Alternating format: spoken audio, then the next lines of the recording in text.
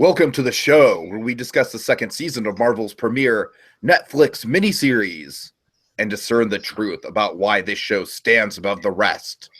The elements of quality storytelling that other shows are blind to. But not this show. Not this show.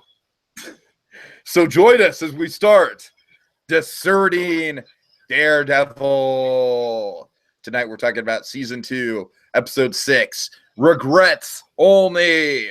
Yeah. All right, how you doing tonight, Dragon? Okay. Cool. So on our way to talking about Luke Cage in February, want to get that cracked out. Of course, our goal is to get that all done before Iron Fist comes out. So just, it's a whole big block of Marvel. We're already 6 episodes into Daredevil, so I'm happy about that. We're not even... we're barely a third of the way through January, so I think we're on a good track where we can kind of give ourselves maybe even a little bit of breathing room here as we go forward.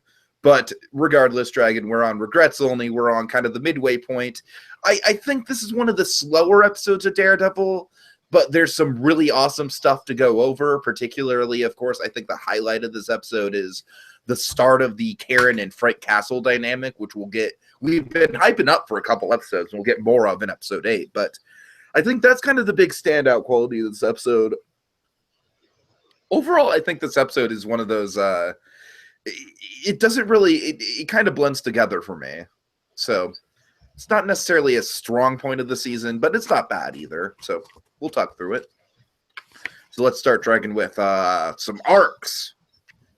Well, no, Tiki, one before that. Oh. I'm terribly sorry. Let's start with the plot. There we go. Can't go anywhere without the plot. Oh, my God. So, we begin this episode. Matt agrees to help Elektra. He's suited up. He kind of helped her fight off some Yakuza, and of course that leaves a lingering problem. That eventually leads into a conversation in which Matt agrees to help Elektra drive the Yakuza out and get her the heck out of New York. Meanwhile, Nelson Murdock take the Punisher's case so he doesn't get the death penalty, because that's kind of Reyes' plot. I'm going to get this guy in jail. He's going to get killed. Which leads to Karen bonding with Frank, which is oh so sweet, adorable, and awesome. Reyes, however, isn't happy at all. As per usual, we're not really happy with her either, and we'll get into that, especially in the next coming episodes. It's just going to get worse for Reyes as we go on here, but we'll get into that. So Matt and Elektra infiltrate a Roxxon party to retrieve a ledger. Then ultimately the Yakuza, we find, may not be just Yakuza. And the Punisher trial is set! Oh boy. Yeah, so it's an episode, Dragon, like you say. It's kind of like putting a lot of pieces in motion. Oh, yeah. It's one of those episodes that I feel like, of course, it's necessary to the function of a Marvel Netflix show like this, but not necessarily one that's really too memorable. It's the calm before the storm, and by my God, the next episode really is the start of the storm, I tell you. Oh, yeah. So let's get into... Now is the appropriate time to get into arcs. Yeah. All right. So let's start with Blind Matt Murdock. Oh boy. So we see, and I like this. I kind of forgot about this. Again, rewatching, you kind of learn some new things. So I vaguely remember this. I forgot how well they're sticking to this. Is that he's only putting on the Daredevil suit again only for the action, so to keep his identity hidden when he absolutely needs to. That's why he's suiting up fighting the Yakuza, because he's still trying to stay retired. Only like he's kind of coming out of retirement for these Yakuza related missions with Elektra. Mm-hmm. Yeah, he only suits up in duress, absolute duress and necessity over. He's still not trying to come back and make kind of the difference he was initially trying to make, because again he saw that it was going to take him. He's kind of hurting the city more than it was helping. And I'm sorry, go on. I was just going to say, of course, a big part of this episode is what we've been, kind of joking about, but it really does kind of come into prominence here, is Betty and Veronica, you know what I mean? It's like, oh, Betty wants to go shopping, but Veronica wants to go out to dinner with me. What to do? What to do? Sorry. Yeah. It's like this episode does do a really good job with Matt it's like, of course, we saw in the Great Chili Peppers scene from last episode, just and the you know, and the good night to Karen and everything like that. It's like Matt Murdock is flying on cloud 9 right now, man. It's like, even if he's going to get into some pretty rough waters of defending Frank Castle here, it's a challenge he wants to take on. It's a challenge he's excited about taking on, even though it's risky. So everything in Matt Murdock's life, even the risky stuff, is really going well for him. And then along comes Elektra, who thinks she can just, you know, like literally like send someone to go fetch Matt whenever he wants. It's just, it just feels so violating. You know what I mean? It's just like, my employer was very insistent. It's like, oh, come on. And by the way, it's looking a lot more like he took the money. He didn't give it back somehow. It looks like he's using and still using the guys with the excuses that, oh, it's the new client. So again, I guess they're keeping the money. Yeah. So let me play a little bit of something for you. Let me just kind of show you. Like, I love how smart Matt is in this episode. So I love that while he is kind of compromising that he's working with Elektra, he's kind of parlayed a deal with Elektra. So, you know, he's going to, again, they're solving a mutual problem of the Yakuza, which is, again, kind of putting some moves on her father's company, which point she doesn't really less care about that, more care about, okay, someone's trying to make a fool out of me here. You're going to stop these guys who are up to illegal activities, which rubs Matt the wrong way. And we're going to let it play here to show you how smart Matt is. And he's trying to keep Elektra arm's length, but again, it kind of turns into a deal he parlays here. So that's a little bit. Want to talk devil health. It's not your business. All right, not your Let me tell you what's going to happen now. You're going to finish your food. You're going to leave the waitress the biggest tip she's ever seen. And you're going to get up and leave. You're going to book yourself on the first available flight out of New York. And get on it. Go back to whatever spa or resort or 5-star hotel you just came from and stay out of my city. Yakuza have their sights set on something bigger than yours. Little rich hands, I will take care of you. Let me tell you, the Yakuza do have a big plan, and I'm not going anywhere. You can't fight them. And you can? I drove them out of New York once before. Oh, no, you didn't. The Yakuza never left. They're just hibernated and watch you take out all of their enemies. Now, New York is ripe for the taking, and they plan on getting to the top of the hill first. I'll skip your neck and hibernate. I can do it. You don't want to be partners. I'll handle it with managers. No. There's two things. One, I love how he's just, tip the server well. He's just like, tip well. You can afford it. Yeah, exactly. This, I just love their unison. That really gag at the end. There's like, more coffee? No. Just they're both like negotiating. We're negotiating. But yeah, again, Matt's eventually kind of realized, Elektra, what she's selling here is, she's making good points. I can't just have her out of my hair, and she's going to be stirring up trouble on her own. So I might as well supervise. But the only way I'm going to even consider letting Elektra back in my life is going to be if we establish the main ground rule. Because the last time I put a knife in my head, wanted me to cut Roscoe Sweeney's throat. And obviously that was a bad call. So I could just imagine like Romero being in a similar situation to this, maybe with a particular character that we didn't like. Yep. Like, God damn it, I really don't want this woman in my life, but I have to put up with her. Well, it's kind of the love story of Norman Romero. When you think of that, it's kind of how it started. Of like, oh, I don't want to help this lady, but God, I gotta. Well, yeah, but Dragon, I'm talking about a woman in Bates Motel that will go unnamed. That's much less lovable than Norma. Sure. I'm just saying. Anyways, so obscure Bates Motel plug there. But they play ultimately what the arrangement they reach here is per Matt's words. Again, he's covering all his bases, keeping it very smart here, which is what I love. Meanwhile, Harry Osborn is there listening with bated breath. Well, no. Let's build the Harrys. Okay, I'm sorry. Trust me, I got it. Got a little. Yeah, just don't worry. I got to lay it out, man. Okay. If we do this, then I need to know you're at least going to pretend to feel the same way. Do you understand?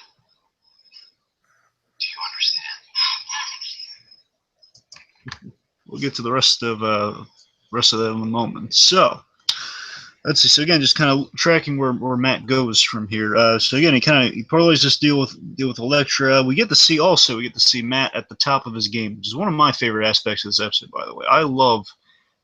See, for me, Tim, this is kind of stuff for Dare to, if not Dare, be different than Nelson. I have to work it in somewhere. I might as well working a little bit now. As I mentioned before, one of my favorite things with Daredevil, I always loved the Stan Lee days of Daredevil person. I always loved the your focus is on the lawyer, and he's also like a Daredevil by night. That's kind of the, like all the legalese, like all the legal stuff you get in here. Don't get me wrong, now we have writers like Mark Waid who do an excellent job. They're blending the Miller. Basically, Daredevil is always broken down to the elements of Stan Lee's all like the lawyer office, the mundanity stuff that we like. Frank Miller's kind of the street vigilante. He's going through all the dark stuff. You get Bullseye and Elektra and all that stuff there. And Mark Waid's blending both of them. He's the guy living the double life who has some dark stuff, but he lives with it. And it's kind of the show we have now. It's a lot of very Mark Waid inspired, blending the two. Mm-hmm. And again, it's that Stan Lee stuff, which came through kind of the Mark Waid kind of way we get in this show. That's what I live for. I just love seeing, Matt be a really good lawyer, which kind of gets us into our other stories. Again, in the first season, we got a lot of this. Like in episode 3, he's doing the trial for one of the Fiska's guy who killed the guy with the bowling ball. Remember? Mm-hmm. And let me just play a little bit of that. So even though he's facing the Punisher, it's a really big risk for Matt to be talking to the Punisher because, again, Punisher could recognize him. I love there's that tension there. Like, oh boy.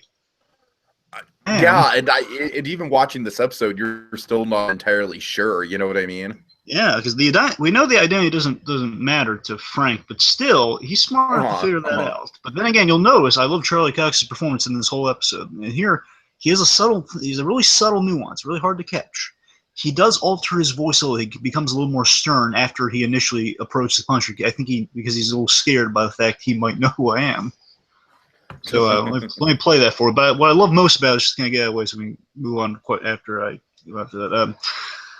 I love that, he's doing what Matt Murdock does best here, when he's laying out all the legalese and just like he's approaching client as we've seen him do hundreds of times before, and it's like fitting on a well-worn glove for him. So it goes a little something like this. Frank Castle. My name is Matthew Murdock.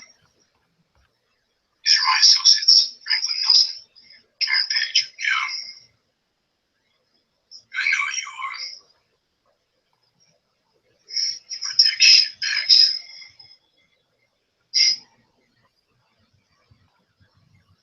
Came here today to make you an offer. We don't want money for our services. We're not interested in fame or free advertising. We weren't even assigned your case. We don't have to be here.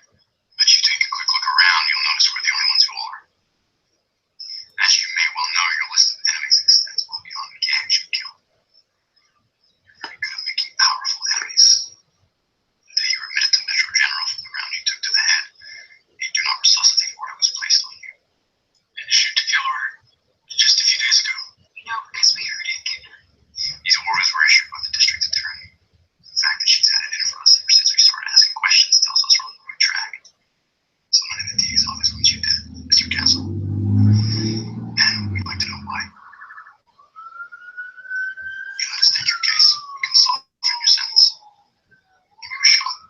Maybe even find out who's responsible for what happened to you. Talking about your life, Mr. Castle. We can help you keep what's left of you.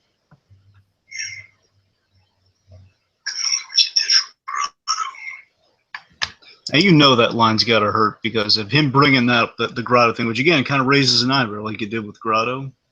Oh yeah.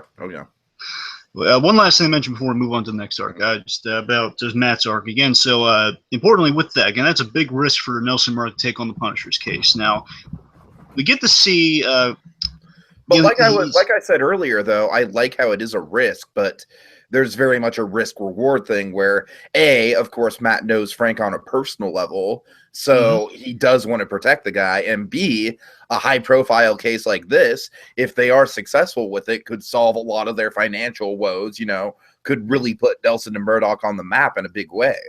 Yeah, because you got to remember, Nelson Murdock has enough to keep the lights on, just keep things running, but they still need clients. And, exactly. Right. And again, the other thing is like he found, It's like Matt at the top of his game, things are going well, but again, then Elektra re-enters his life, especially going this episode 4, because he's processing in the previous episode. Now it's like, okay, now she's officially in his life, and he made the choice at the beginning of like, okay, I got to accept that where the chips lie, the Yakuza's problem, I got to work with her. And again, it's like Matt, he's finding a middle ground of like this life he wants to have. Of basically he's kind of acting like a blind agent essentially. Of like on the side, I'm doing this. Like a blind secret agent almost, of like I'm still not in the suit. I'm getting out of the suit as much as possible. I'm not going out there. I'm not tracking down criminals. I'm not doing the cops' job. But I am tackling a bigger problem the cops are not suited for. So it's still kind of keeping to my retirement. And while he's we see he's taking down Yakuza in the grand scheme. He's at the same time he's getting more dangerous territory. He's rekindling the fun and the thrill of Elektra, the good times with Elektra. So again, things are still. They're in the green for Murdock, but of course, all of this, like, hey, I'm living the thrill of taking the Yakuza down. I'm not regretting being with Elektra at the moment. But of course, all of that puts Nelson Murdock in great jeopardy, which is going to get worse progressively as the season goes on. I'm like, oh boy, all of this going on at the same time is going to have a big drain on Matt Murdock and Nelson Murdock, the whole thing. Oh yeah, for sure. Right. Okay, let's move on to Elektra then, speaking of which. So I love how Elektra basically just views this whole thing as a big party. It's just a big party, Matthew. Don't get all worked up about it. Just has such a fun attitude about it, you know what I mean? Yep. Hungry? Oh yeah, so yeah, Elektra, she's as I mentioned before with Elektra, I think her whole in the past, as we saw, in the beginning of the episode when she's talking to Matt in the apartment, kind of her Casablanca scene from last episode, I mentioned that her whole deal is that she wants trust with Matt, but she's still not willing to compromise. Now here we see with that arrangement they reach goes a little something like this. Let me play it for the folks out there.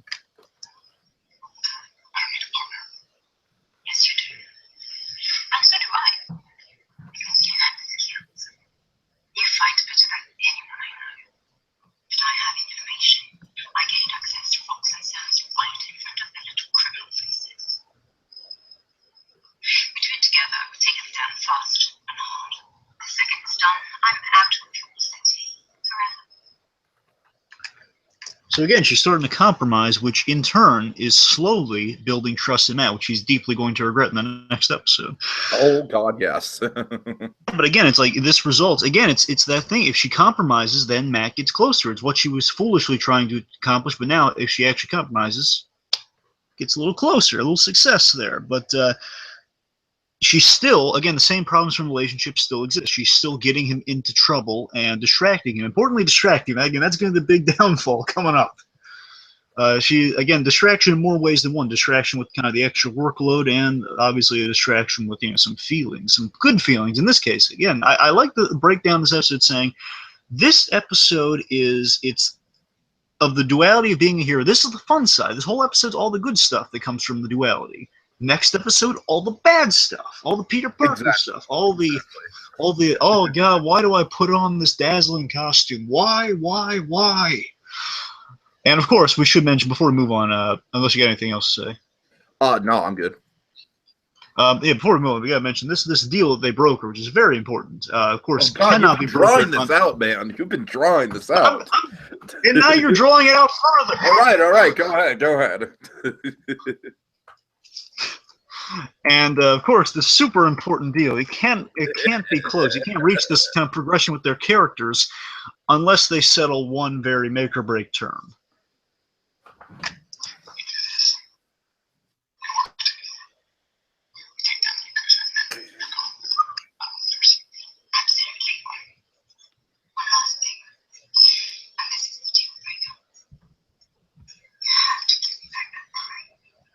And how was that pie, waitress? Let's hear from her this time, Tiki. Okay. Oh, you did it. You sly dog, you. Oh, because who doesn't like pie? Why that clip isn't like the biggest meme of the entire Spider-Man franchise, I will never know. I'm sorry, Tiki. What clip? I think we need to refresh people. How's the pie? Okay. Just the most loving tribute to a pie. So good. See, that's the difference between Franco and between God, the guy's name is escaping me at the moment. Between Dane DeHaan. No. I was thinking of Jason, American Pie. Jason Biggs. Jason Biggs. That's the difference between Franco and Jason Biggs. See, Biggs is all I have to show. Oh, okay. Franco, the love is communicated for. It's like Biggs is like, I gotta sell the love on this pie. He's desperate for pie. Franco's like, I earned this pie. Okay. So, anyway, moving on from pie, onto someone who, the more we get of him, the more we're longing for the Punisher pie. What's up with the Punisher? Oh my God! Yes. So very much kind of like biding his time in a really awesome way, holding his cards close to his chest, misleading people, kind of like playing a whole long con game with everyone involved. It's great. There is a question of, we're still going to dance around a smidge here. There's a question of if he knows at this point, if he's made an arrangement at this point or not for Of course. Yeah, right. Because it's he either makes that here or after the trial starts, so it's kind of unclear. We got to refresh ourselves on that as we go forward, but we'll know soon enough.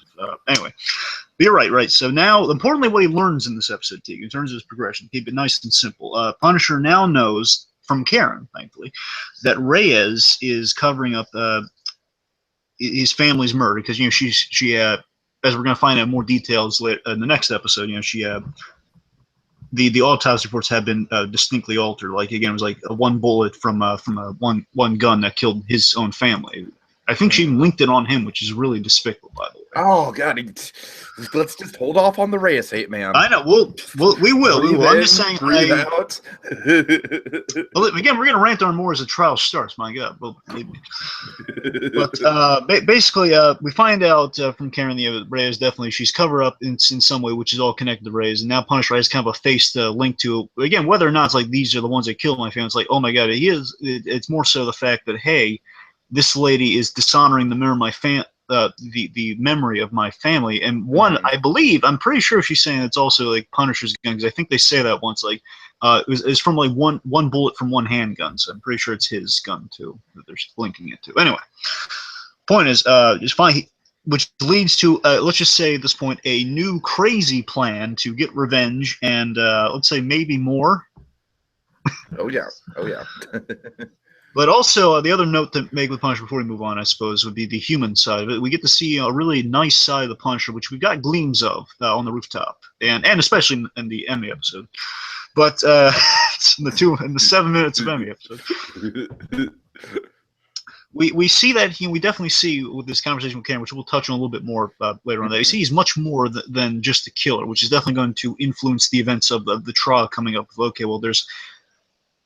Like this guy definitely is someone you would talk about and you would kind of say maybe he's not a clear cut sociopath. Maybe there's more to him. Oh yeah, definitely. Which is again what makes just the entire existence of Reyes so despicable. It's like he's again a woman who just throw him out. Just throw him out. Oh yeah. So let's see. Moving on from kind of. We spoke of the Punisher identifying his main target of the evil lawyer Reyes. We have the good lawyer Foggy. Yeah, the fog man, the fogster, foghorn leghorn. Fogging in the moonlight. Oh God. Man, I really love Foggy this episode. He's really coming into his own here. Of course, I love his dynamic with Matt just being like.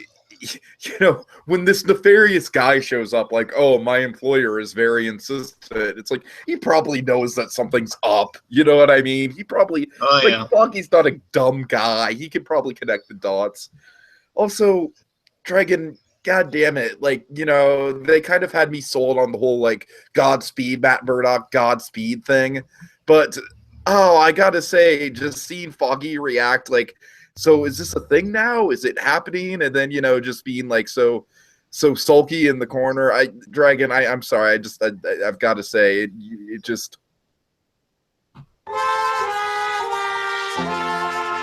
It just makes me sad. So sad. But seriously, it's like, God damn it! It's like, you know what? I was kind of okay with losing the whole, the whole Foggy Karen thing, but now it's like he's like pining over Karen again, and now it's like, I think I can just sum up what you're saying with the clip itself. Okay. Yeah. Sure. Whoa! Okay. Is this officially happening? Are you guys dating?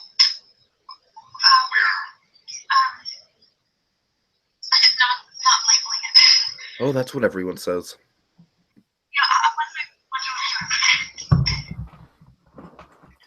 Well, you gotta remember, Foggy. Foggy is somewhat of an acceptance on this. We've seen here and there, like we saw in the Marseille, he's let down by it because he definitely has feelings for Karen. But again, we saw before that he was still dating elsewhere. He still was. I think he had ideas of moving out of the friend zone with Karen, but then he realized, okay, well, Matt's got her, and Matt's my buddy, and it's kind of like they're. Again, he kind of made peace with it already, but now it's just he's getting used to it right now, which is really kind of digging it in there. Of like, not only are you facing the most terrifying trial of your life, Exactly. Terrifying, right. Not just terrifying in terms of what this guy did, because Nelson Murdock's never taken on murder of this magnitude. They've taken on like guys who maybe have like an accessory. A couple people here and there, maybe. Well, even so, I think Grotto might have been their first murder, if anything. But more That's so, true. like That's true. Yeah. I would assume Nelson Murdock. They try to take the innocent, or like kind of the. They take the rough and tumble, but I don't think they take like the murderer rough and tumble. I think they take like accessories to murder, maybe like guys who didn't call 911 sort of things, Sure. But point is, not only is he your most dangerous client, but also it was intimidating in itself because again, he will only talk to Karen. So Foggy's is earnestly going in there. His first scene with the Punisher, which he's been trash talking the Punisher before in the previous, like, oh, this guy's. So Foggy finally gets to go up against the Punisher. He's not like he's being very respectful.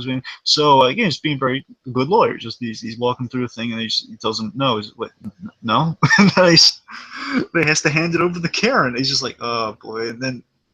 Again, Foggy's getting the whole arc of Foggy is he's smartly trying to avoid the Punisher, but again, Matt convinces him to take the Punisher's case in the very beginning. So all that what follows in the coming episodes is all on Matt.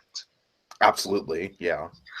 Also Karen, but mostly Matt, because Matt again, he's the one who he builds Foggy's confidence. Like, and we can handle that this. Did the legal kung fu to actually get them the position in the first place. Exactly. And because he can't. Because he can't really shoot Matt's point down of like, we're here to preserve justice and we're going to make sure he gets justice and not shafted by Reyes. Like, oh yeah, you're right. And there's a really touching scene between the two of them where he says like, Karen, call in the stuff. We're doing this case. All that. But again, we have that really nervous conversation with the Punisher. We get a sense throughout this episode it's going to build and build going forward. Especially, oh my God, it's going to be so heartbreaking. That next one, Foggy's going to be in over his head, and all the scrutiny is going to fall on. And the aftermath is going to be all the scrutiny is going to be falling because he knows going into this, all the scrutiny in the world. That's where we are at the end of this episode. All the scrutiny falls on the head of Nelson Murdock, and again, his name is half that. Mm. So oh boy, your heart goes out to Foggy definitely in this one, and I think it's going to be Foggy's going to reach a low point within this trial arc, which is going to jettison him to other things. Let's say at this point. Sure. Okay, so let's move on to some daring dynamics. Come on, D. Okay, so let's start. Come with on, the big Matthew. one. Oh God. So let's start with the big one. Let's start with Karen and Frank. Keeping in mind, I have one of my blinding moments is connected to this, so let's kind of yes. a little bit. So mainly, let's talk about kind of like what she brings out more so. She brings out definitely a great sentimentality in Frank, without getting the specifics of what she sees a wounded soldier who's lost his family, and who can't feel a little bit of sympathy for that. Yeah, and like I said, it just goes against like Reyes, where she's just like basically attacking Frank like a freaking vicious dog of like, no, throw him away. He deserves to die. He doesn't have any humanity, Yep. Yeah. I love the I love the connection they have. She did the one thing Frank. Emotionally, she did the thing Frank, as brave and as terrifying as he is. as seemingly courageous as Frank is, he still hasn't worked up the courage to walk into his own house again. Yes. Yeah, that's very true. I love how that's explored.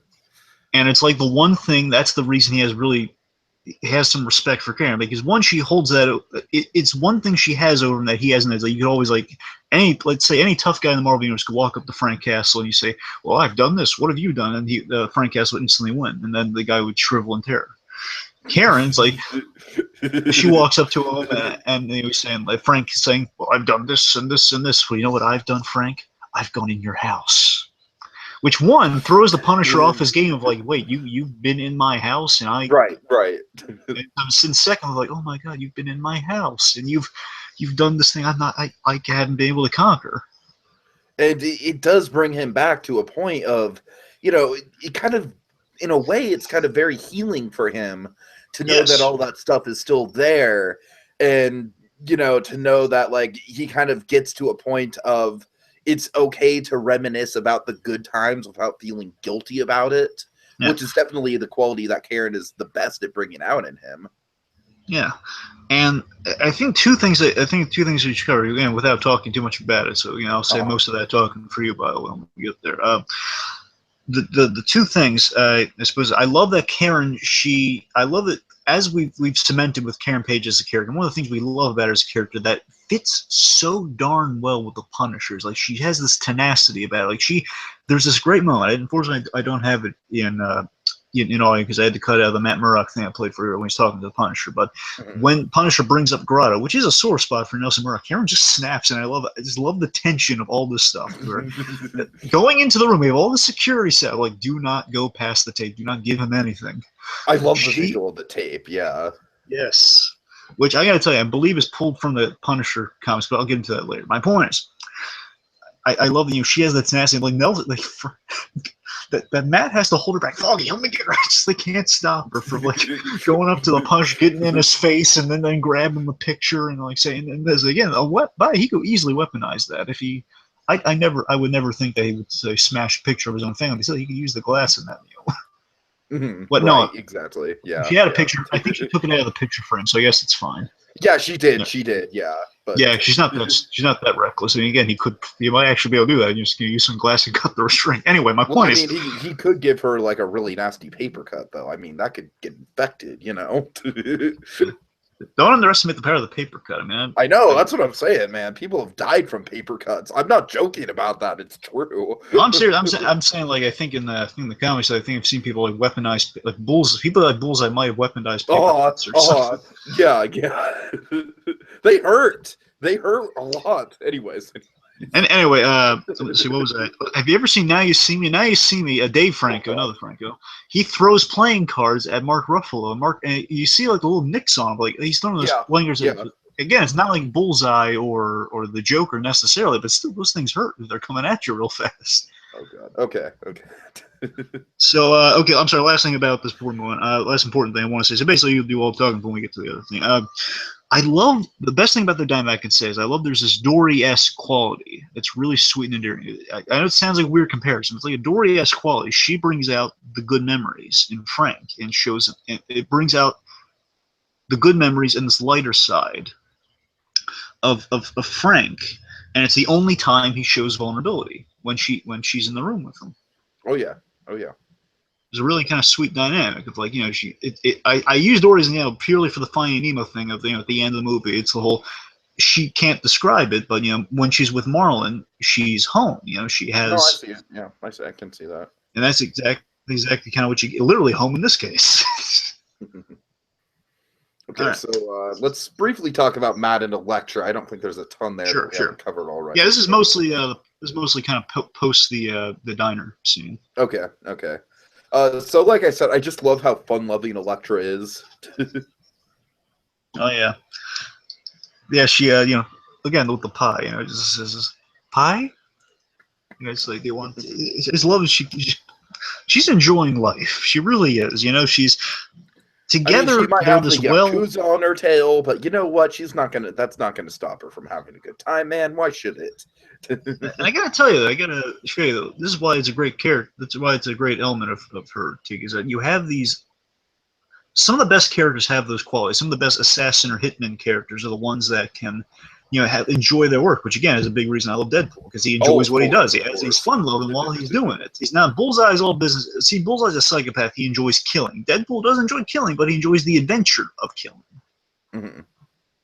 See, that's the difference. Deadshot does it for a daughter. It's all these sorts of again, these motivations, like certain like colorful aspects. And Elektra is in the vein of she's so good she doesn't have to worry about dying. And she's also like a high society type that genuinely likes high society and isn't all stuck up about it either. Yeah, well, we've seen kind of in the flashback, she's really much like she's bored by high society, but she gets it. She's bored by it. She wants the thrill, like the unexpected, which includes Matt Murdock, or like espionage at the high society. But she knows how to have a good time at a high society party, though. Yeah. It's like she won't just let that go to waste if she gets invited to one. So. Sure, yeah. And let me say this: with the two of them in their dynamic, I love they're together this well-oiled machine. They complete each other in the field. I mean, field-wise, it's like they're living out the idealized romance they never had. Like, if they didn't have the Roscoe Sweeney thing, they could have gone on to do this. Oh yeah, it could be like Dick and Jane. Like Dick and Jane, Bonnie and Clyde in a way, like a more ambiguously heroic Bonnie and Clyde. Again, they're living the life they both wanted, but through compromise they can have that. But at the same time, through compromise they have this. It's still a compromise, in that they both are living a life that neither of them are fully wanting. It's like, again, Matt doesn't want to get involved in this, and Elektra wants to go a step further.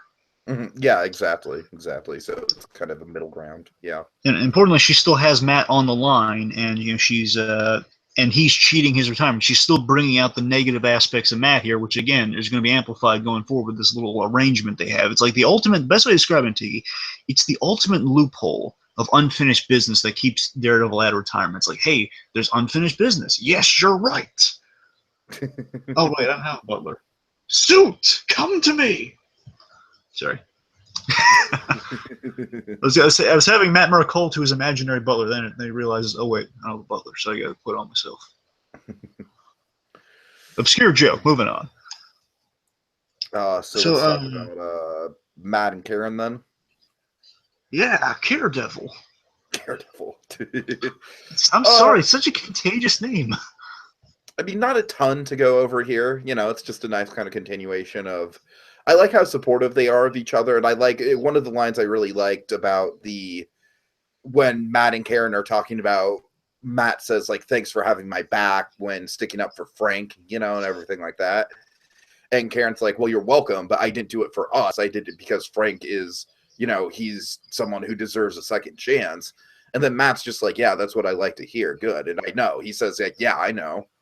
So I know, Drag. I know I'm kind of like, this show does it a lot more eloquently. I'm mixing words here, but I really like that exchange. I think it kind of sums up where they're at in their dynamic right now.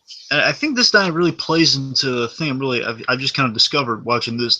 So far I've watched this and episode the next one. So I've kind of gotten a glimpse of like, oh my god, there is like a really good flip flop here. But again, this is when things are working well with the double life. In the next episode, it's quite the opposite. And here, Matt and Karen, especially in juxtaposition to the next one, they're on the same wavelength, again, like they both want to help Frank for different reasons, bear in mind. One's kind of more in the vein of like, hey, fellow vigilante, the guy deserves, along with the fair trial stuff, but still like, hey, no one, I understand this guy's not all bad, especially after hearing the story, from episode 4, the MA scene.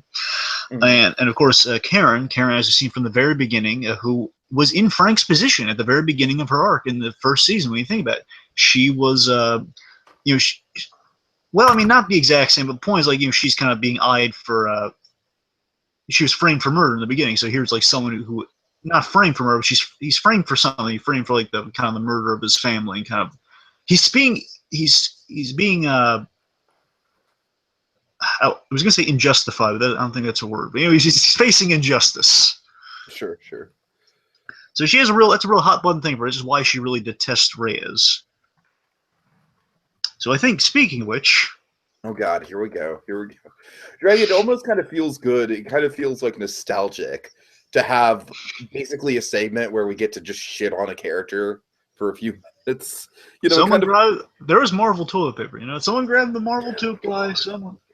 I mean, it just kind of gives me nostalgic flashbacks to Gotham season 1, and Barbara, for better or worse, is developed into actually a tolerable character, so we can't really have the fun sort of like rage commentary that we did back in season 1.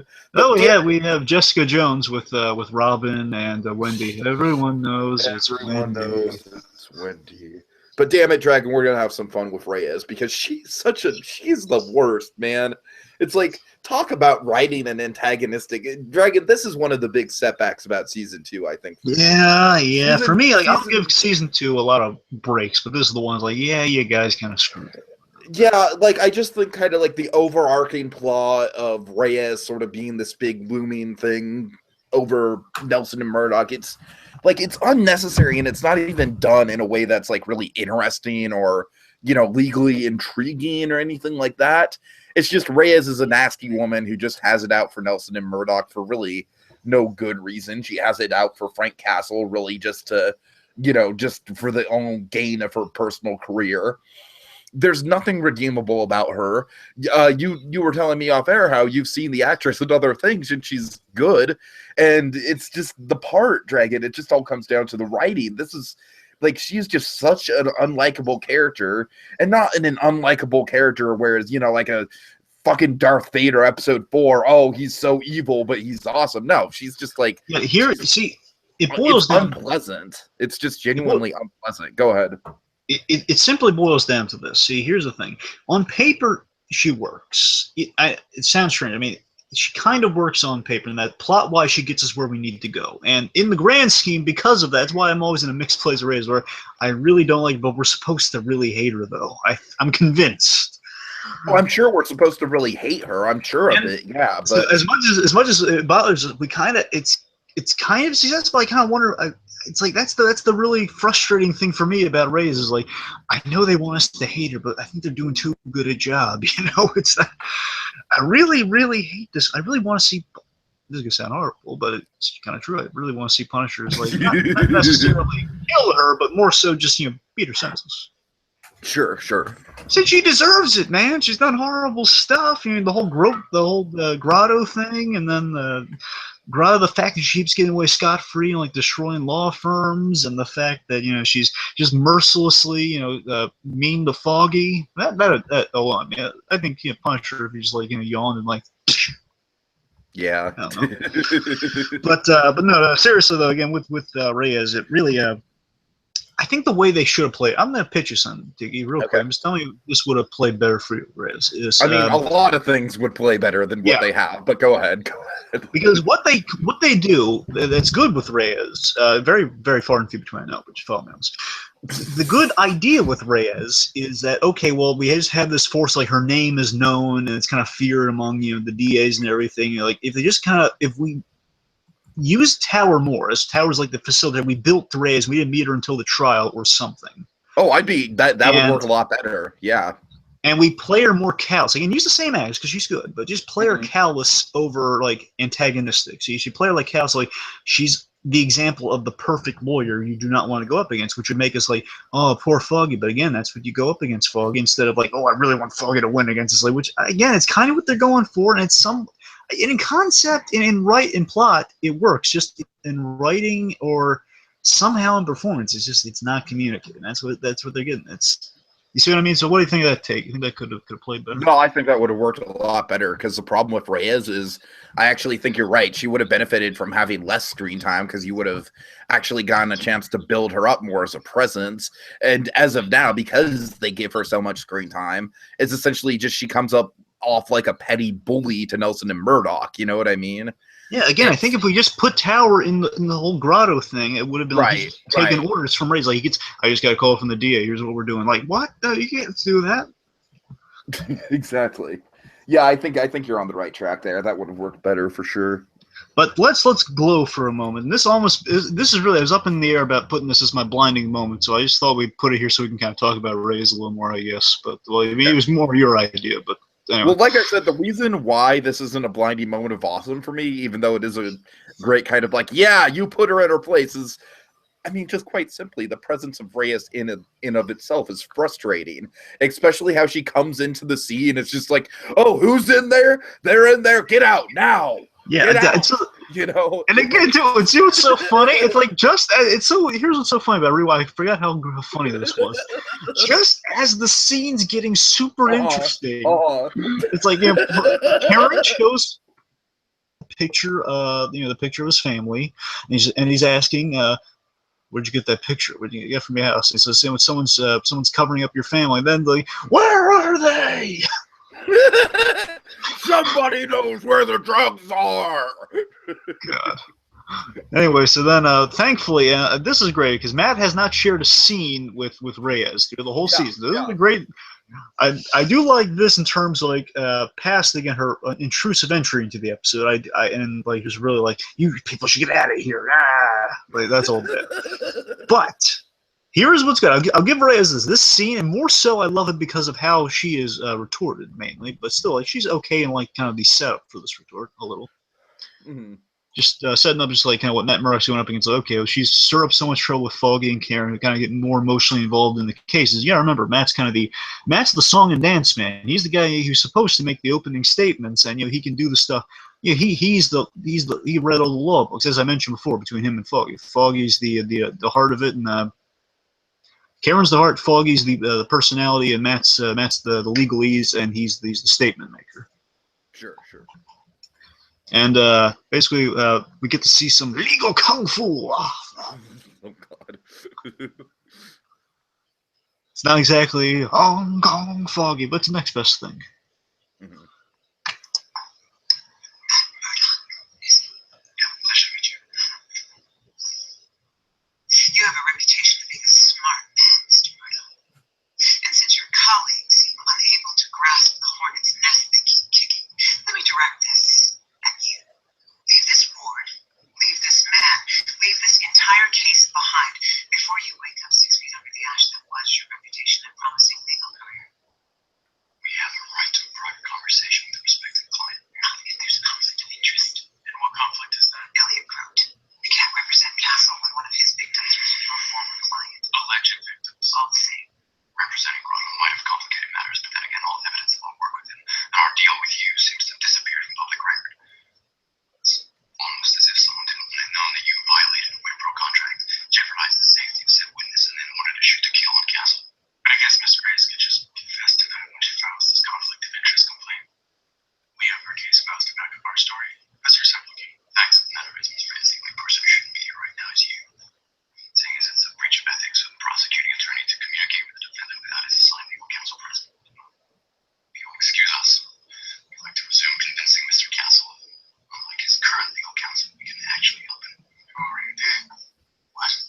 Castle doesn't want the public defendant. Says Nelson Murdock with lawyers now. Thank you, Detective Sawyer. You'll excuse us. I love how triumphant it is at the end of Foggy, my cane. And that is kind of the one redeeming quality of her shooing out of them out of the room like that is we get the cool off-screen reveal that Frank agreed to have them as the representing him. So you take. Remember, that's purely because of Karen, I guess. Sure. No Karen, they don't get that. I love that too. But yeah, just at the end of the day, last thing to raise before we move on to our last dynamic. What they were going for, I think what they were going for, but they're kind of going for the impossible. They should have made her Howard Hamlin, but you can't make everyone Howard Hamlin. There's that figure that who's really good, that is kind of played as the villain, but you still kind of root for, because they try to make us root for her later on. They fail miserably at that. Yes, they do. That's actually part of the reason why the late episodes suffer. Yeah. Anyway, so we'll get into that down the line, but still, just again, if only all antagonistic lawyers could be played like Howard Hamlin. Howard Hamlin is he's the perfect prototype for a sympathetic but antagonistic lawyer. He's perfect. I can't wait to see season 3. I know. I'm telling you, it's gonna be all Hamlin, man. Hamlin's gonna have a big part in it. I'm crossing my fingers for that. At least I know it's gonna hinge on. I know it in my bones think it's gonna hinge on him. We're building up for 2 seasons. Anyway, sorry. Let's get to some more. Someone who's in the room who gives the good news: Nelson Murdock, Karen, and Brett. Yeah. Mahoney. Mahoney. Oh yeah, these four are awesome together, man. It's like, first of all, I like how Foggy's just he's just instantly kind of poking fun at Brett right off the bat, like, hey, what's up with the fancy getup, man? Brett's like, not now, Foggy. Yeah. Not a good time. It just goes, it's like, I love the slightly, like, kind of like almost frenemies. Yeah. They've always had that. The cigar. Yeah, it was that he brings cigars to the mother, but he doesn't want his mother using cigars. I love what it basically boils down to a twofold thing for me, where I love that he knows that this law firm in particular, they're trying to keep all these guys out of the wood, because everyone in the woodwork you imagine would come down and try to represent. Well, sorry, not everyone would try to represent the Punisher. But he's trying to keep as few people up there, like a media circus or anything, as possible. But he knows that if anyone's going to come up here who have the legal right to be there, as Matt just went through in excess awesomely, as he went through. He knows these guys are actually responsible lawyers. After he finds that, okay, Reyes is trying to railroad him and trying to get him killed versus have justice done. Which again, importantly, it should be stated that at least I'm going to assume it's like this in real life. I don't know if any laws have changed or whatnot. I don't know. I believe it's still it's a death penalty is prevented in New York, and they would have to extradite. And I think that's on the money. Okay. My point is, regardless, like, he knows that, okay, the whole Reyes' plan is to extradite because there was like a technicality of a few dogs of hell on their motorcycles presumably were killed on a highway, which is, it's out of New York. Oh God, again, just like Reyes. And again, that could be played good, like you said, if they would have played up Reyes more as sort of this, like, the perfect lawyer, you know what I mean? Instead of just like a petty, like, I'm gonna bully you because you got on my bad side and raw. I don't know, like maybe something like there could have been like an offhanded line. I'm not saying this would have fixed it the way they're going to. They also altered other things, but let's say she had like a corrupt DA friend who was killed by the Punisher because he was corrupt or he killed someone, and that's like feed the fire for like, I hate the Punisher. Yeah, right. It's like anything is better than just like, for sure. Well, we find out. We'll find out she has a reason for all this bluster and why she wants the Punisher badge. Well, I mean, it's plot-wise, it's plot, it's good, but it's story-wise, it's like, character-wise, it's bad. It's like, God, it's really slimy, which he's worse than the Punisher to an extent. It's like Punisher, at least he's clear-cut, he's simple, he's apple pie. She's a really rotten fruit fusion smoothie of some kind. Oh, God. Anyway, so with Mahoney, I just love that. Also, there's like a really nice subtle thing that Brett's unaware of. But I love that Matt, he's like congratulating him on the becoming detective sergeant, because remember, he made that happen. It's like kind of nice. In a way, it's like it shows that Mahoney not only he's putting trust, basically puts trust in Nelson Murdock, much like he puts trust in Daredevil, only it's less kind of blurred lines. Like, I know these guys are going to do good, and he knows Daredevil, he knows he means well, so he cuts him a break. It's kind of like that. Sure. Anyway, so. Okay, let's go to let's explore the question of how this episode dared to be different. Well, let me start with the beginning of one of my favorite scenes in this episode. I love the, because one of my favorite things in anything, I love the mundanity in conversation after all the action we got in the very beginning. After all that, we pick up on the cliffhanger, Daredevil is suited up because we have to have that as much as we can. It's a little bit of a mandate of like, hey, we got to somehow squeeze some Daredevil, some action in here. And keep in mind, we went the whole last episode without any Daredevil too, so, To be fair, They will. Again, I got to give major points for that one. But again, we have the costume, though. So in a way, it's like we still can't have an episode without Daredevil at all. Now, technically Nelson and Murdock, but I don't know. The costumes probably around. That doesn't matter. My point is, I love the after Elektra says, "Hungry?" It just then transitions to lunchtime, and it's like they're having this conversation. I love she keeps stuffing her face. I love she eats so much too. It's like she keeps stuffing her face with food, and Matt's just getting annoyed. Like, I'm trying to talk about some big stuff. We just fought. Basically kind of the. Trying to think of a good analogy here. Basically, the ninjas, yes men, essentially. The ninjas. I'm trying to think of like a good kind of like a goat. associates. I don't know. Mm. Darn it. Errand boys. That's the one. There's the ninjas errand boys. The Yakuza. So basically, it's a little mundane. It goes a little something like this. Just play a little bit of the diner scene for you here. It's really nice, really fun stuff. Pre-pie. Actually, a little bit of pie. There's just a little bit of pie in here. Come on, that's enough. You need enough talk. Huh? Don't tell me what you're doing. We just fought the Yakuza. And what? You might have mentioned Japanese mafia before butterfly knives started flying. I told you I needed help. You said you needed a lawyer. Alright. Yeah, for sure. The mark that you got here. And that ends now. I don't know what you're doing back here. What's happening with the Yakuza? I want to know how you know about me. I know who you are because I watched the news. The successful apprehension of Wilson's. I'm wearing a mask. Oh, you can't mask the house. I'd know it anywhere. You've been working out, by the way. I appreciate that. The Yakuza are a powerful organization, powerful enemies. What do they want with you? I guess I have a way of pissing people off sometimes. I agree. Come on, don't be angry with me. I told you, my name is planted deeply inside investments of Roxanne information. And Roxanne has ties to crime. How long have you known that? I do. Till last night. I stabbed the populator on the business side, and when I did, they came knocking on my door with the Yakuza. Their mistake, because now they're after us. No, there is no us. This is your problem. How darn infectious is she? You know, it's like, pie? You know, it's like, he's offering Right. pie, like, oh, come on, don't be angry, Matthew. She's just so dumb. Right. Yeah. Let's see. Yeah, by all means, go ahead. Hold on. Yeah. I want to confirm this before I announce it, and I don't know if it's confirmed or not. Can you hear me all right? Okay. I can hear you. Never mind. Oh God, that scared me. Like, when I saw a fake news story about Stan Lee, and I was like, "Oh no, is that real? If it's real, I should probably announce on air because we're tomorrow." But no, folks, Stan is fine. Stan is fine. Two things. One, you're coming a little kind of wonky, a little robotic. Give me some words.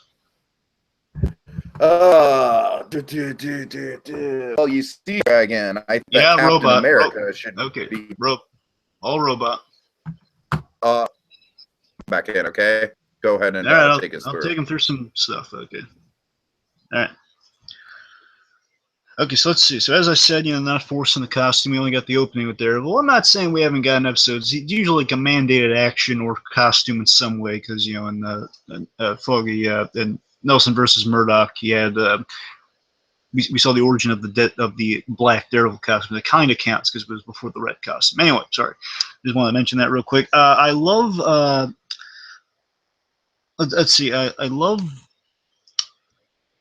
love having Matt out of the costume for a large majority too. I'm sorry, it kind of connects to the previous point. I'm just kind of going through the things here. One of my favorite elements of like kind of the stuff that really we don't see a lot of the time, like one of those cliche things we see constantly that we avoid in this episode greatly. Because again, as much as I love that little cliffhanger of little Ray's interruption there of like, just as things are getting interesting, Karen gives him the picture and he's saying, "Where'd you get this picture?" I would have bet dollars to donuts we were going to the whole you were in my house, and points Frank would be really angry, be really intimidate Karen, then he has to win her back, or not win her back, like kind of ease her into getting more information, or vice versa, whichever. Point is, like, it would be like a big, "Hey, you were in my house, no one's in my house." Like, again, they were kind of, I think it's like a good subversion they were building for the very beginning, because like there was a sensor or something in the house, and then we see we're addressing, okay, you were in my house, and then it turns into a really lovely conversation, which we'll get to momentarily. But again, this thing, please subvert the whole like a forced misunderstanding of like, "You were in my house." Well, yeah, but it was to help you. We didn't go through any of that. It was like, okay, it was understood, and then you just kind of went through it. Like for a moment, it seemed like it was going that way. Completely avoided it. Major points, in my opinion. I love that there's no love triangles technically. I mean, we kind of like a love triangle going on, but no one really knows about it. Between Matt, Karen. Okay, how we doing now? Can you hear me? Yeah, you're better now. You're all good. Thank you. There actually is like a rather large storm brewing outside that's been brewing all day, so that might be why my internet's a little spotty. So I apologize for that. Anyways, secondly, I'm what glad have you you're been still covering? focused on the show, looking up Stanley and getting worried over stuff while we're trying to do stuff here. No, I'm sorry. I was just like, I just saw it all out of the corner of my eye. I was like, oh no, please tell me that's not true. No, it's not. Okay, good. Well, pick up some slack. Take us through some good stuff. Okay, let me point out one of the. It's not necessarily a big part of the episode. It's just kind of in vein with how I love how the show shoots action, and that's the silhouette fight sequence. Oh yeah, that's good.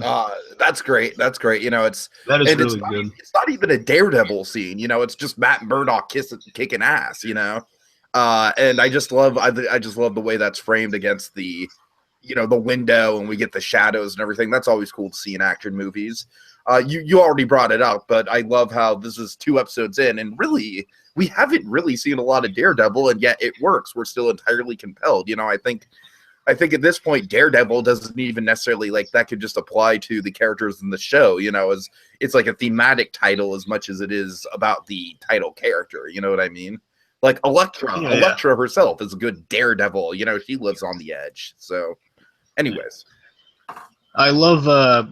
I mentioned, like, we didn't have like the cliche, like, Frank misunderstands, you know, Karen having a picture from his house. We didn't do all that. I already mentioned that. Definitely. That's a good point. Like, you broke that's one of my major house, props. I'm gonna mistrust you. Yeah, that was my big. That's a big prop I gotta give the episode. Wow, you didn't go to the convention. I've seen Arrow and God knows how many other shows take billions of times. So, other thing, I love all this. This time it's kind of not new for Daryl, but something that's like continuing. It's really used heavy in this season, this episode mainly. I love all like the minute legalities and you know, the phrasing and the technicalities that Matt's using, so he can, you know, get in there to talk to the Punisher on Reyes. That's great.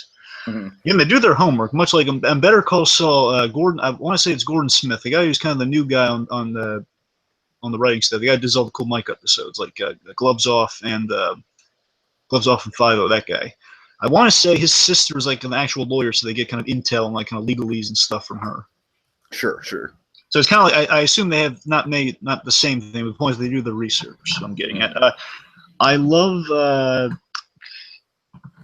Measures on the Punisher. Again, makes all the sense in the world. If it's not pulled from a comic, it feels so distinctly comic book, because I've seen times where Punisher, after mainly a thing I'm going to suggest to you, it's called the Jason Aaron run of the Punisher. That run of the Punisher is really good because there's a good sense of aftermath. He gets into a fight with Bullseye, which is one of the most gruesome Punisher fights ever. And it's very emotionally relevant, too, because Bullseye says something really, really interesting to the Punisher. I won't tell you what. He says something really interesting to him. The point is he's nursing the physical and emotional scars in a hospital, and in a prison hospital, too, where like there's this funny gag where his eyes are closed, and the prisoners are wondering, oh, do you think he's awake? Do you think he's just waiting for us to get near him so he can kill us? The point is, like, the idea that you have all these security measures and just him, like, in a state of, like, he's in the hospital, he's beaten all heck, and all that we keep tracking the continuity of the Punisher's injuries as we go on further, like, through the whole season. Mm-hmm. However, they still never address the foot thing. His foot should be really mangled, really. It's like the one, it's a miracle exemption, I'll give you that. I wish he was limping more in the scene in episode 9. So let me say that much. I'll say that much. Let's see. One more thing, a big thing with the Punisher I should address. Okay. I love. I think from the very beginning we were speculating on that. I remember from this scene, it's really good how when he's talking, he's getting close to Karen when they're talking. At the very beginning, before we get into your stuff, I love that we addressed that the Punisher's shooting at the hospital. You know, Karen was, he's an excellent shot, and Karen was in no real danger. We have this kind of wonderful exchange where he just makes it abundantly clear that, hey, as you know, I know that you weren't harmed. And get phrases it like this. Mm-hmm. I only hurt people that deserve it. I want you to know that. You think he deserved it? What is your safe? I want you to know that. Because I'm just supposed to take your word on that. Nothing to do with my word, lady. No. Look, you got any idea what a scout sniper is here? No. Okay, well, you're looking at one. The classic Quanticos. Class 3036.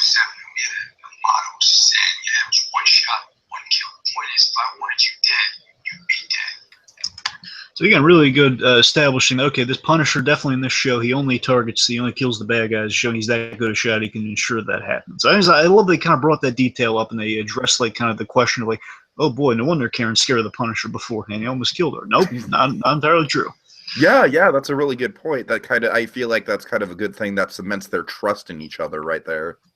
And again, the reason it's on Dare to be different here is because again, Arrow, I can't tell you how many times Arrow does these things. They don't address it like this. They always like have it's you, the audience, have to put the pieces together. Like, is he trying not to? Because he started off killing people, then progressively he's not killing people, then he's killing people, then he's not killing people.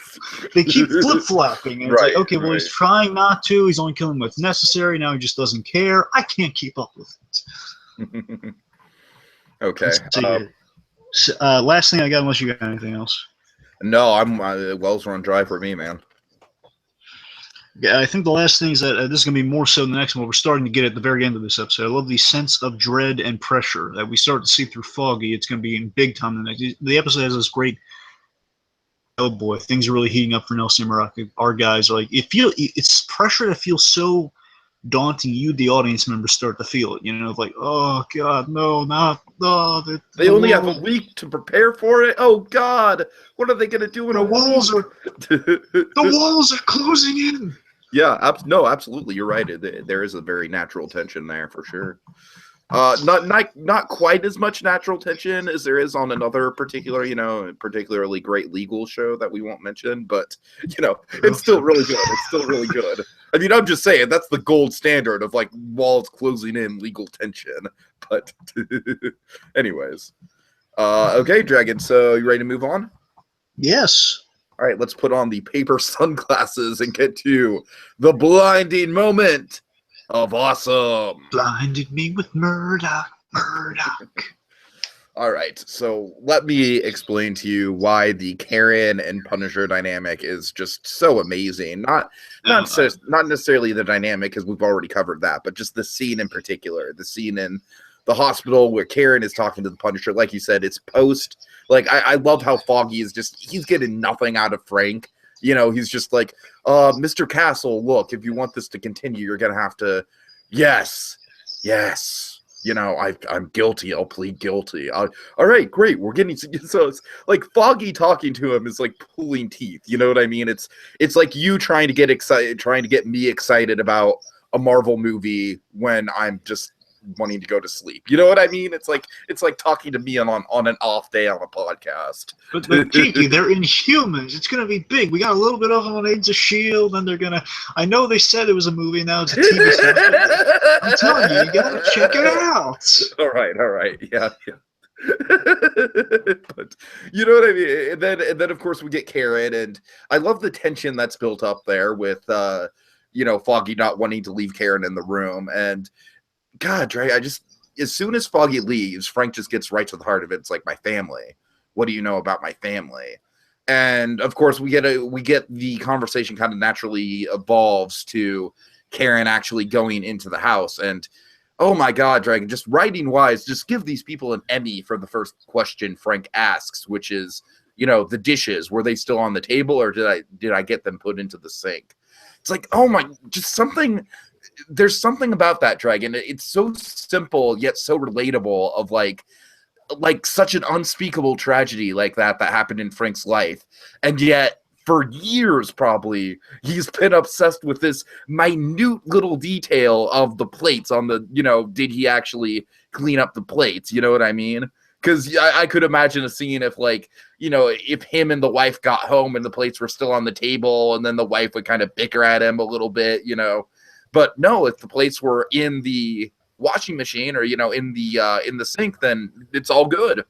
And that, oh God, I don't know, something about that just soothing his mental OCD in a way is just really nice. And then of course the scene just evolves from there. Him asking about all the little details, Karen pointing out all the little details.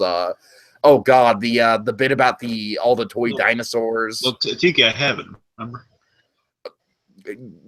I'm sorry. I'm just trying to explain why. I'm sorry. Please, I didn't mean to cut. I'm just, in case you forgot, I say. No, yeah, I know you have it. I know you have it, but I'm just saying, the way the conversation naturally evolves, like we get more details about the two kids and everything, and then of course, by the end of it, we see Frank Castle probably like actually being nostalgic about his family in a loving way, and not just sort of like, I hate my life and I hate my past and I hate the fact that I lost this sort of way. You know, he actually kind of has some fondness for it, and it's a great scene. So go ahead, Dragon, take it away. Take it away. Oh yeah, now unfortunately, folks, again, it's another Emmy. Again, it's like Bernthal's running against himself for Emmys. Come So on, Bernthal. Come on. Yeah, exactly. It's pretty much we have like we have at least 3 to 4 episodes in which Bernthal's running against himself for an Emmy. So that's pretty much what we're dealing with here. So, and then we have John Bernthal for New York's Finest. We have John Bernthal for Penny and Dime, and we have John. Oh God. John Bernthal for Regrets Only. So let's see who's going to win. So I had to make a few edits on this one. So I'm glad you brought it up, because I had to cut out the dishes part, but everything else should be in there. The dishes part is honestly probably the most powerful little detail for me, like I said, because it's just, you can imagine that being something that just like weighs on his mind, even though it's such a minute little thing. But go ahead, Dragon, roll it. Go ahead. Yeah, you gotta wonder how long. Yeah, here we go. Why am I here? Why did you ask me to stay? Because I'm worried that the memories are just gonna go away. Mr. Castle, I can't. You're in my house. You haven't let me. I see your feelings. Can I just ask you, you said that piano was there? Yeah. I saw Frank Jr. He grabbed a handful of cookies and take them and hide them in that bench. They soldier. Part of it protected. They fall asleep. Part of it sleep on a pile of cookie crumbs. Yeah, as a little girl, I did the same thing. Do you understand?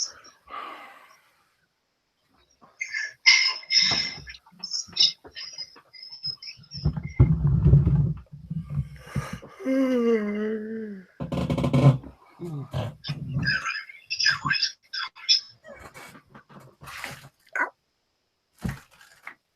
went up to the kids' bedrooms. They were drawings on the walls and sports jerseys on the dressers. There's toys scattered all over the ground. A lot of plastic dinosaurs. Those are my little rodents, at least. Just little she's making some noises when she played with me. And then the little car. You have no control. Yeah. It's for juniors. I got that for him for his 7th birthday. He used to drive me crazy.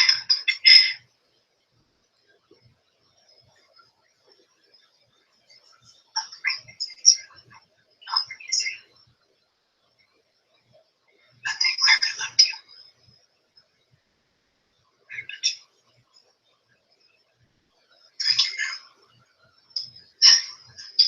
What? You help me remember.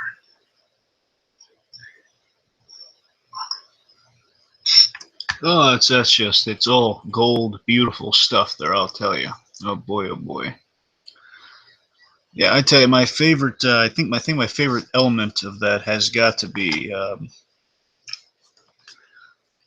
I really love him going through, like, him talking about the kid. That's why I really couldn't cut some of that stuff out, because it's really powerful. Sorry if it went on a while, folks, but again, it's Emmy gold. It's like kind of 2 minutes of Emmy again. It's more conversational and like, and here's the one guy going through a whole scene, which we've had before. In this case, it's kind of a conversation, so a lot of really good material there. But and him talking about his kids, and I think we end on kind of that Dory-esque bit of, again, with Karen helps him remember. And my favorite thing of all, and this is a runner, I love that he calls her ma'am. I just love the respect he has for Karen Page following this month. It cements their relationship. It cements kind of this almost like it's kind of a mentorship, but kind of not. I love that Karen keeps bouncing from kind of kind of mentors she goes from friends to mentors like Ben Urich, and kind of go to she's just really, she improves everyone when she's in a scene. She's really that good.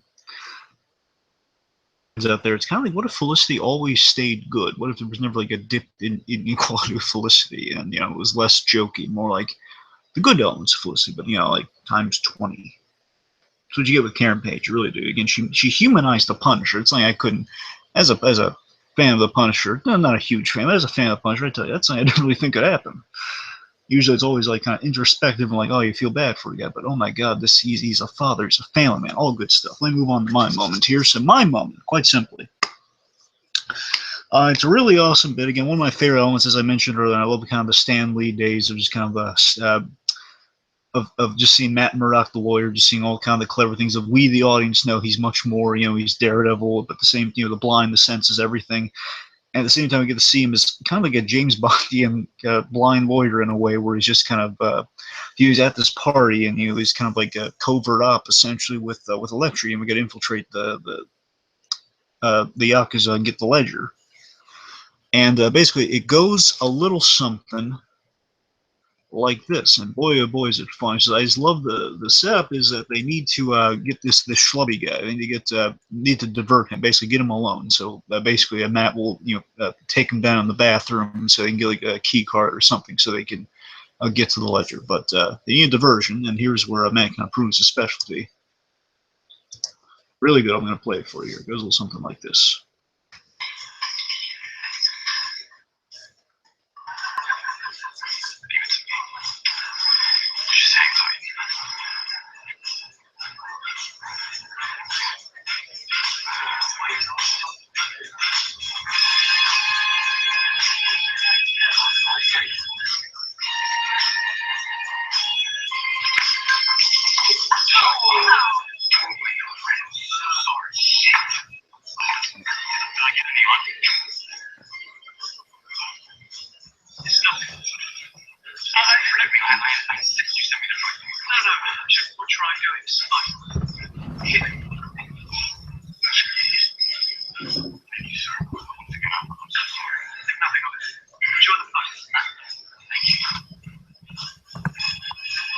Just really, really good scene there, Oh, the great part about it is it's just Matt just using the whole stereotype, like almost kind of like the Mr. Magoo stereotype of blind people. You know what I mean? Just like yeah, it's kind of they can't see, like, I mean, they literally can't see him, but like they stumble around. It's like, oh geez, well I have to give this guy a free pass, and it's like we all know Matt. We all know that was very intentional. So yeah, great moment. I wanted that moment, by the way. You know that. Yeah, it's the great realization of like, oh crap, I can't go off on this guy, or else I'm gonna look really bad.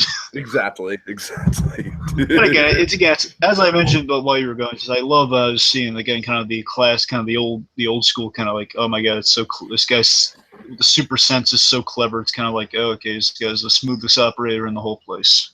Mm-hmm. Yeah, and no one suspects him.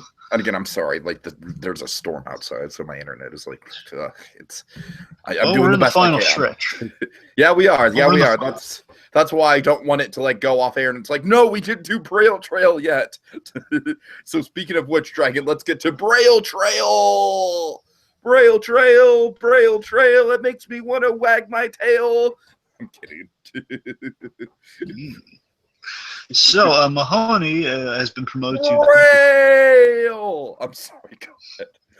So Mahoney has been promoted to detective sergeant, as we've tracked. Daredevil got him that opening, and now we've seen he's fulfilled it, and that's just going to continue. Karen and Punisher's friendship, something that's definitely going to persist and get stronger as it goes on. Sure. Of course, the cliffhanger with the hand. It's like, oh, you think I'm Yakuza? If I may. Well, go ahead. If I may, I got a little something.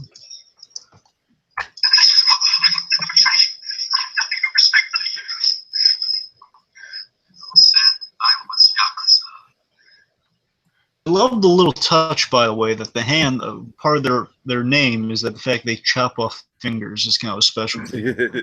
Yeah, it's a cool build up to a plot line that ultimately kind of fizzles out, but regardless, cool kind of. We got to put under there. we got to put under a microscope, see how the hand stuff's going to measure up on a second view, and we got to give it a shot. Anyway, let's see. So, the unknown world of illegal exports, because we know the Yakuza / secretly hand are dealing in that. Of course, if it's in connection to the hand, we know it's going to be up to all sorts of no good. Sure. It's going to lead to some big reveals. Yeah, Reyes just kind of continually pushing them, which is going to lead to, to some events in the finale, regarding the future of Nelson and Murdock, perhaps. Oh yeah. Matt and Foggy in a bad. Matt and Foggy in a bad spot. Kind of questioning the fanciness. He's going to get a little eyeful of like what he's going to get an earful of what Matt's actually been doing, which has been distracting him, which is not going to be pretty. Mm-hmm. Matt and Elektra teaming up on the side, which again is going to definitely run amok with the current case. Elektra donning the red and black, which is going to be big. That's going to come back. Again, we love to build our costumes on Daredevil, so same thing with the Punisher. You'll see. Continuity on Frank's injuries, of course, and I guess just kind of building up to the whole the People versus Frank Castle, which is going to be a great plot line for the next few episodes at least. So also, again, Punisher's going after Reyes hard and loudly. That's definitely going to be important with some of the stuff. Oh, that's so satisfying, though, isn't it? It's so cathartic. I just wish I can't wait to see her afraid. I can't wait to see her all afraid and stuff. It's going to be so satisfying. But let me play this one more thing to take a second, because I love this. It's like, this is what I always use an example of, like, well, I don't use this particular thing. This is what I'm going for. I'm explaining this, is that, soap operas that are on today. This is like the coolest. This is like the old school Marvel or the X-Men kind of. They had like a soap opera-ish quality of like, this is like a soap opera done right. And here's like for Marvel TV. This is like, it's a line that's so we need it, but it's because it sounds so cool, sounds so comic book, but at the same time, it's kind of the way it's played. It sounds so like, and here's what's happening next week, but in a good way. It's like, here's a big cliffhanger for the next episode. Mm-hmm. It's it's such a great comic reel. We've been building this, and now it's firmly cemented their fates. And it's like this big, like, dawning thing of like, oh boy, here's the big next obstacle. Here we go. Maybe streamline our case theory and not waste time fighting each other. You don't understand, Matt.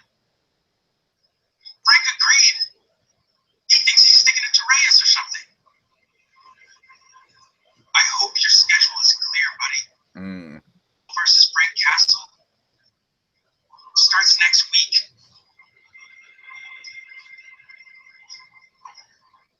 Oh boy, a lot of bad stuff are coming. I love that soap opera setup of like, oh boy, now it's not. Now all the bad stuff's his schedule's not clear at all. Yeah. Okay. So Dragon, I'm terribly sorry, buddy, but I just realized I do not have the Nelson Murdock card in hand. So how do we not have the Nelson Murdock so card? we'll just grab the EO bottle. Let's not make a big deal out of it. We'll grab the EO bottle. We'll grab the EO bottle and we'll toast to the Nelson and Murdock verdict. See, we have Nelson and Murdock there. It's right there. Yeah. It's a principle. Okay. Look, I had a stack of cards, and then I realized that it wasn't at the bottom of it, okay? I'm sorry. I'm saying, how do we have every card but one? That's my real question. It doesn't matter. It doesn't matter. All right, so I guess I can go first then. Yeah, like I said, Dragon, definitely the best. Like, I think this episode does have some standout moments in it. For sure, the Karen and Frank stuff is the best thing I can say about it. Overall, I think it's kind of meh. I don't know. I'm still not a big fan of this episode. I think Reyes definitely drags it down. To tell you the truth, I don't necessarily think a lot gets accomplished with the Elektra and Matt stuff other than, establishing like, okay, she's going to be a problem.